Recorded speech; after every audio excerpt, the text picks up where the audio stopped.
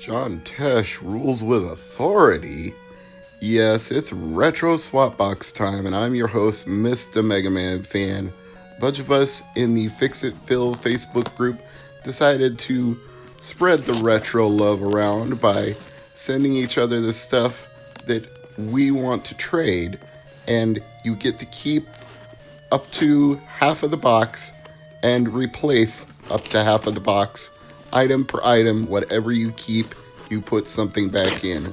So let's open this box up with authority, and then I can show you what's inside and figure out what, if anything, I want to keep out of this month's edition of the swap.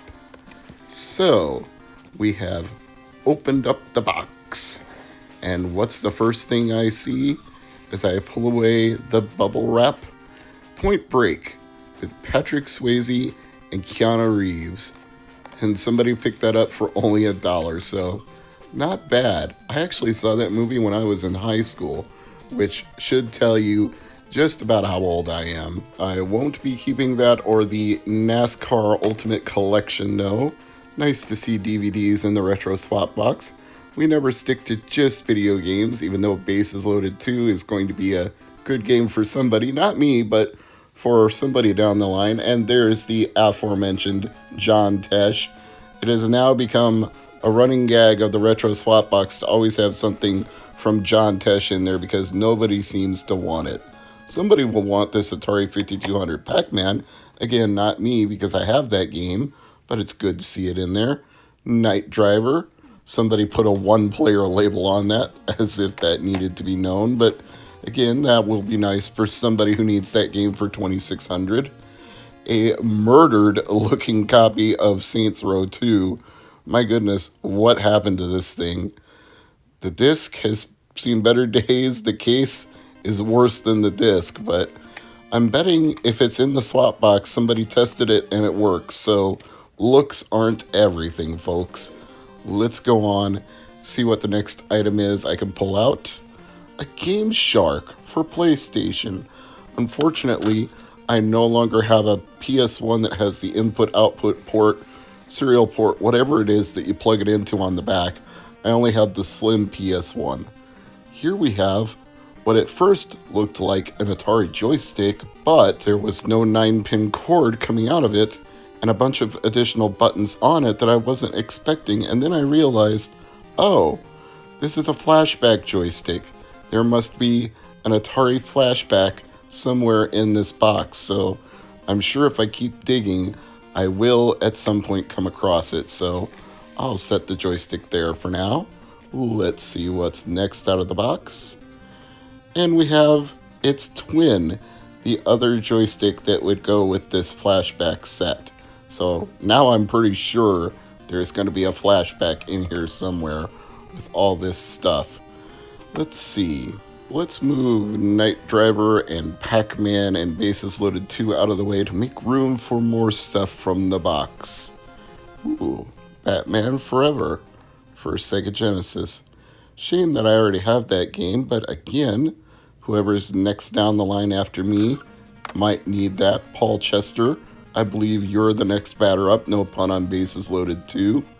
We also have Call of Duty Modern Warfare 3. If I was more into the Call of Duty games, I might keep this one, especially since it's complete. But Call of Duty games, not so much my thing. But still cool to see a complete PS3 game in there, so big ups for that and for Saints Row 2. Even though Saints Row 2 looked like it had been to Saints Row and back. Okay, what's next? I gotta stop making Saints Row jokes here. Ooh, very nice. A Nintendo 64 controller. Definitely not the worst one I've seen cosmetically, but I don't need it again, so that won't be something I keep out of this box. And there it is. Knew there'd be an Atari flashback in this swap box somewhere, and it looks to be a pretty nice condition one.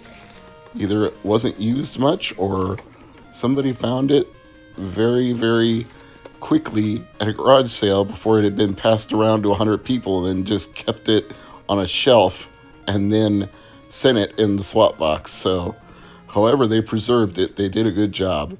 And all the cords are here, the power supply, the yellow and white jacks. Yes, it's mono audio, not stereo audio.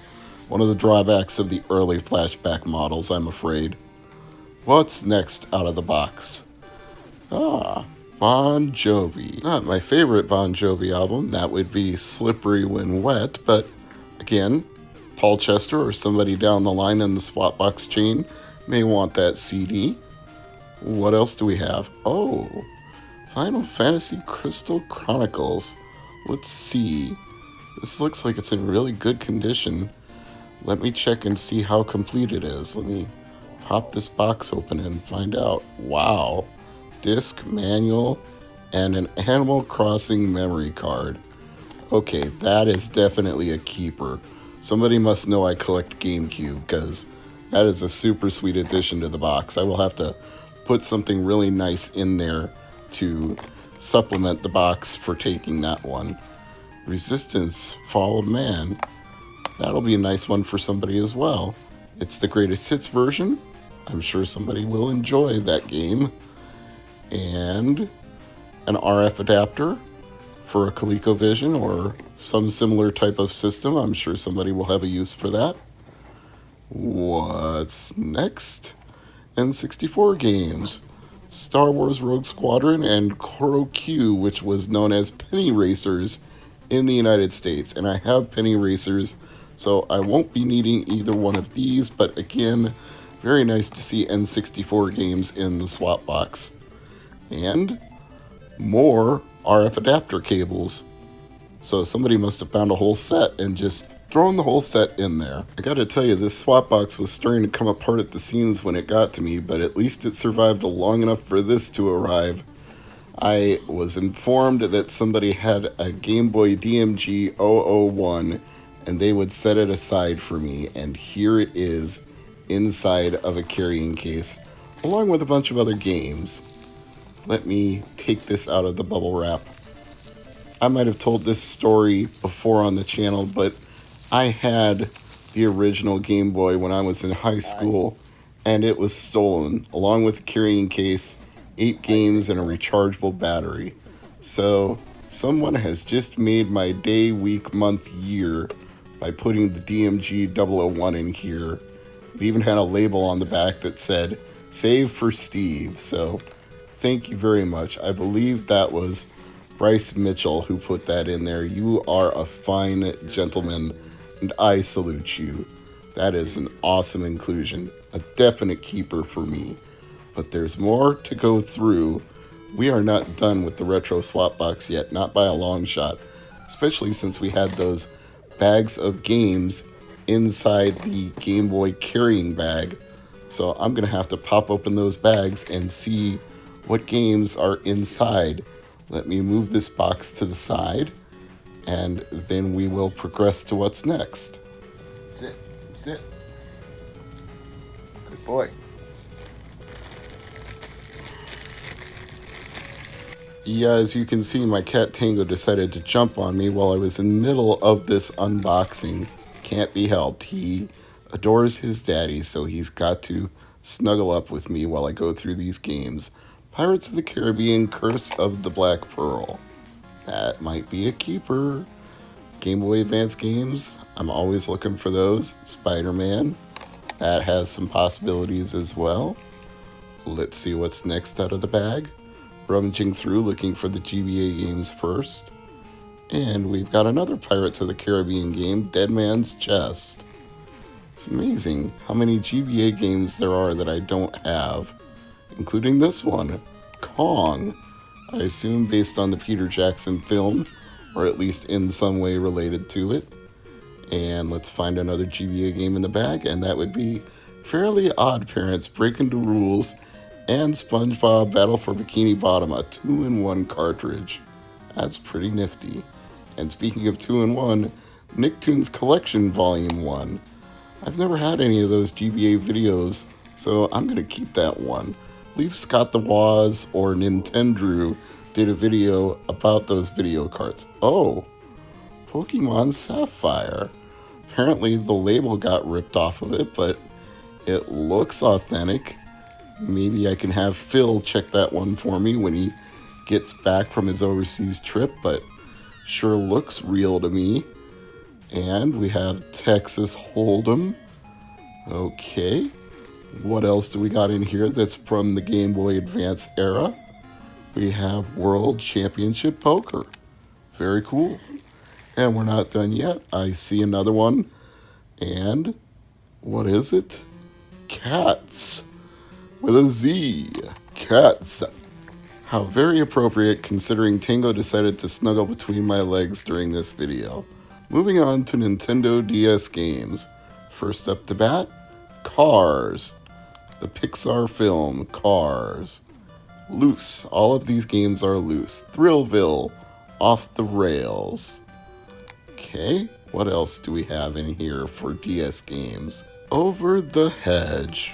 Won't be keeping that one because I have that complete in box instructions in game. Don't have Creature from the Krusty Krab though. That might be a keeper. Let's see what other games are in that little bag that was tucked inside of the bigger carrying bag. Next up, Jam Sessions. That might be a keeper as well. I don't have Jam Sessions. Brain Age 2 I've got complete in the box, so I'm going to pass that along to Paul and whoever else is down the chain. Golden Compass. Okay, I'll have to test that and see if that is what it says it is on the label. But I assume that it is, or else why would the label be on there? That's all for the loose Game Boy Advance and Nintendo DS games, but there was more inside that carrying case that I'll show you right now. Lo and behold, a Game Boy Advance. Appropriate for all those GBA games. And it had a label on the back too. The label reads, "It is working." Well, I'll have to put that to the test. Maybe find a couple of batteries and pop them in there and see for myself. Alright, batteries are loaded in and I've selected a cart from the pile of Game Boy Advance games. And it turned on. And it says not compatible with Game Boy Player, which should be a tip-off which one I put in here. Yes, indeed. It's the Nicktoons GBA compressed video format cartridge. It's a really weird but cool line of cartridges that they made during the Game Boy Advance library. There's like a dozen or less of these things, but it's just weirdly cool that they thought they could compress high quality videos into low resolution Game Boy Advance and sell them like movies or DVDs. It didn't really take off, but God bless, they sure tried. And now, here's what I put in the swap box for what I took out. Sword Quest, Kaboom, this loose copy of Atlantis, Space Jockey, Amadar, Demon Attack, Enduro, Space Chase. So we got a bunch of Atari 2600 games there. We also got a copy of Tetris, a manual for Vice Project Doom, Bard's Gold sealed from Limited Run Games, a couple of demo discs, and Wild and Out, and a Ms. Pac-Man manual, a Resident Evil 3 box, and an NHL Hits 02 box with the manual inside. Thanks as always for watching.